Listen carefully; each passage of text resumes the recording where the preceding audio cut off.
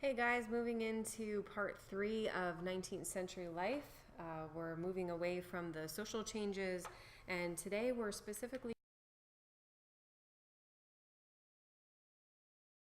on advances from a scientific standpoint. We already talked a little bit about the scientific revolution, but this is almost like a second scientific revolution because we're going to see even greater changes, especially with the second industrial revolution, with the use of chemicals and increase in education as well. So, scientific ideas and methods are definitely going to become very popular in the public mind after 1850, especially if you happen to be well educated and looking for new advances in technology and improving upon society. In fact, for many, science almost became a religion, and we'll get into what positivism is in just a little bit. They could actually see the link between science and technology and how that's compared.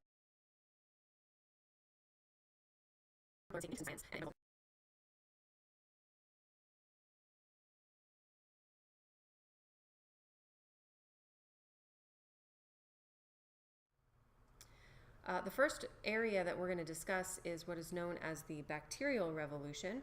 And this is very important because it's going to help reduce the mortality rate. In other words, people's lives are going to be saved. And one of the reasons for that is because of Louis Pasteur, someone that hopefully you've heard his name before. And he developed what is known as the germ theory of disease. And so if you read this next point, it says that pasteurization is the fermentation caused by the growth of living organisms, and the activity of these organisms could be suppressed by heating the beverage. So basically the idea of killing germs and also understanding the difference between good bacteria and bad bacteria. And so with this new knowledge, it helped reduce food poisoning. Also, they understood the idea of keeping food cold as well to try to prevent the spread of bacteria. And so something as simple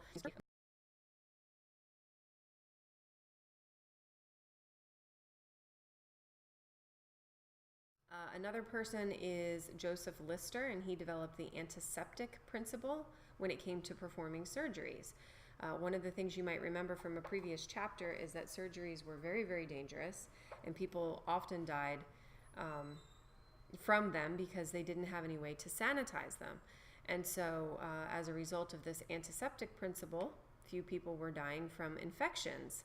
And diseases such as the ones that were prevalent during that time period, like typhoid and typhus and cholera, yellow fever, they were under control because of the availability of vaccines and also because of sterilization.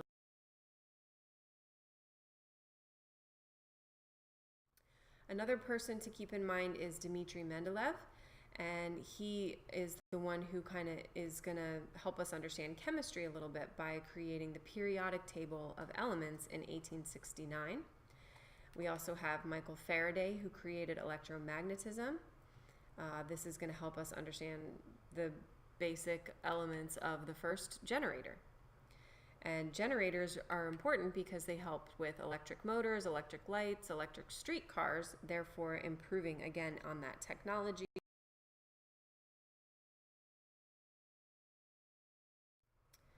Okay, let's move into a different type of science though. We're going to talk about a man by the name of Auguste Comte. He was French, and as a result of things like the French Revolution, because notice the time period that he was born, so he's going to try to find a way to improve society. And so he comes up with a new form of science known as sociology. And sociology basically is the study of group behavior. It's the idea of taking psychology but applying it to group life instead, but using science to help people understand that. So taking things like the scientific method and helping us understand why people behave the way that they do. One of the things that he comes up with, definitely a vocab word you want to know, and your book does go into detail about this, is called positivism. And basically, he believes that you're able to understand sociology. And he knew that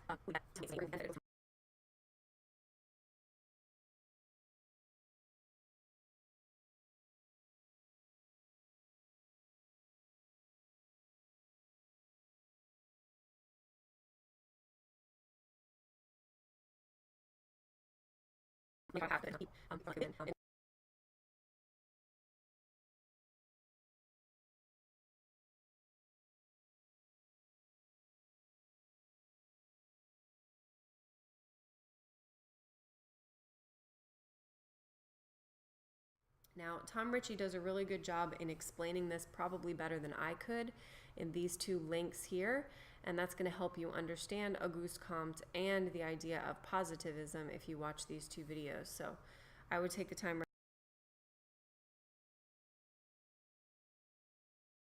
Next, we're going to talk a little bit about Charles Darwin, definitely a name I know you're familiar with. He wrote Origin of the Species and the Means of Natural Selection, coming up with the theory of evolution, that basically we've evolved from a common ancestral origin in this survival of the fittest. But it's important that you understand kind of what this idea had on, what effect it had on society, because now it's basically refuting the creation account in the book of Genesis, and so more and more people are actually going to be turned off to religion with this new theory of evolution, which is obviously an ongoing controversial topic even today. And so as a result, it's going to actually create crises in some of the churches because people are going to debate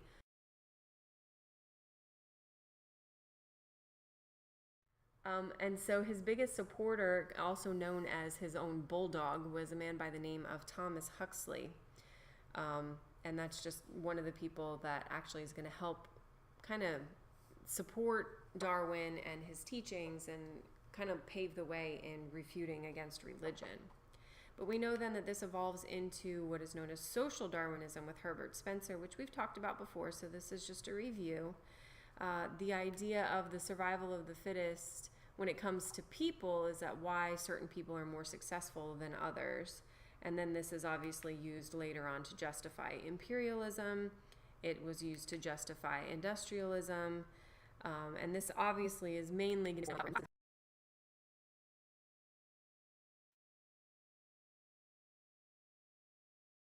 but Paul Sargent does a really good job in explaining this in just a quick, brief video. I recommend that you watch it. That helps understand the difference between social Darwinism and also Darwinism, and also how it kind of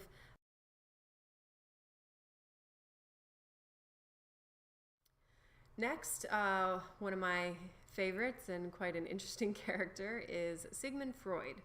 And so he's noticed the dates here of when he was alive, but he's going to help us understand a different realm of science known as psychology. He's actually considered to be one of the three giants of 19th century thought, including Charles Darwin and Karl Marx as well. So definitely someone we need to consider. Basically, he's going to go against the rationality of the Enlightenment and say that humans, in fact, are irrational creatures. And he's going to help us understand how we can study that in order to understand human behavior. He believes, basically, he comes up with the idea of the id, the ego, and the superego. Id being kind of like your subconscious. It's not subject to reason, and that makes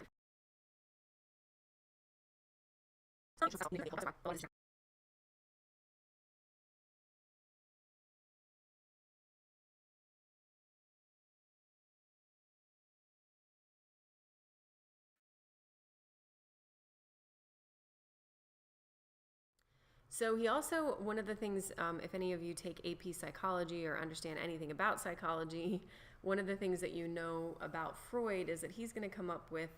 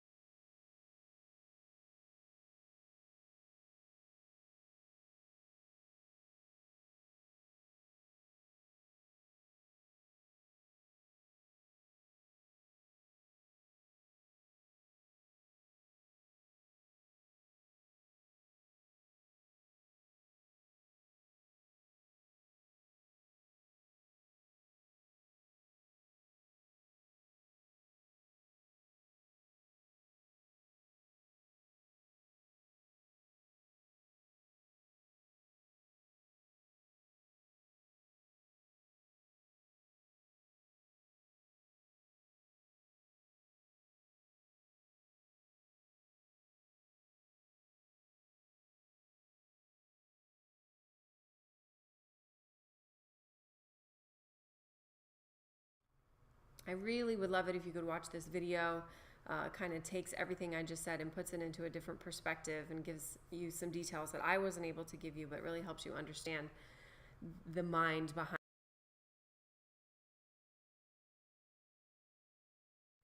Okay, moving on to a different realm of science, away from psychology, we're going to move into physics. Specifically, a man by the name of Max Planck, definitely a name you should be familiar with. And he is the founder of quantum physics and quantum mechanics. Basically, I don't know how to explain this because I don't know anything about quantum physics, but just please make sure that you connect his name to this particular field of study. Basically, he's helping us understand that the laws governing the universe seem unpredictable at the atomic level. Again, I'm not really sure what that means, but hopefully somebody else who's smarter than me does. Basically, he's saying that matter and energy might actually be different forms of the same thing. And as a result of this, people were viewed atoms as the stable, indestructible building blocks of matter. And that's ultimately, he changed the face of physics.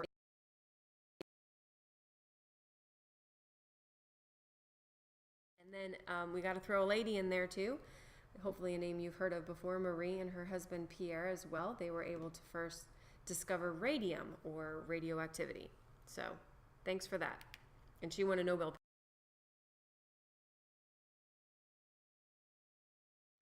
And then, of course, good old boy Albert Einstein.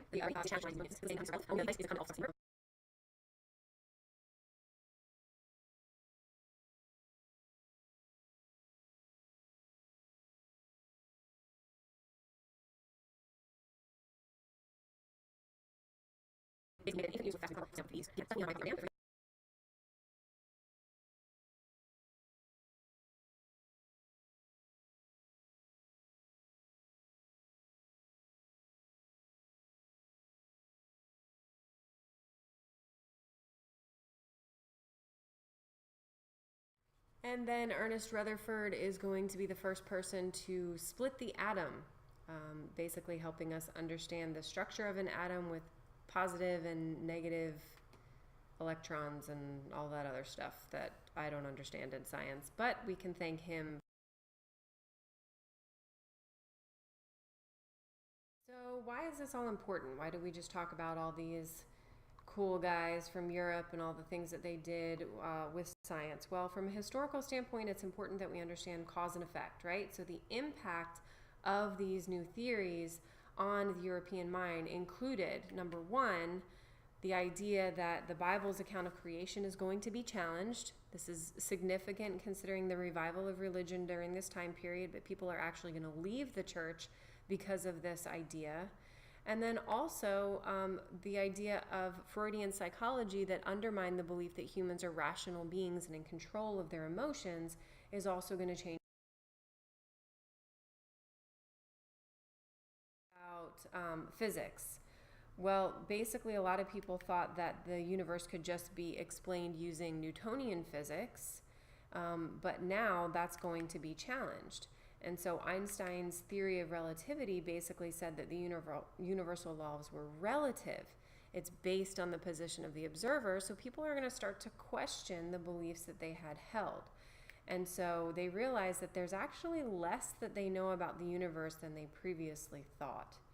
And so what this is going to lead into is what is known as the age of pessimism, and basically questioning things that they had known in the past, and an idea of pessimism, especially as we enter into what is going to be known as World War I. So this kind of wraps up our lecture. This is going to wrap up our lecture today and kind of helps us understand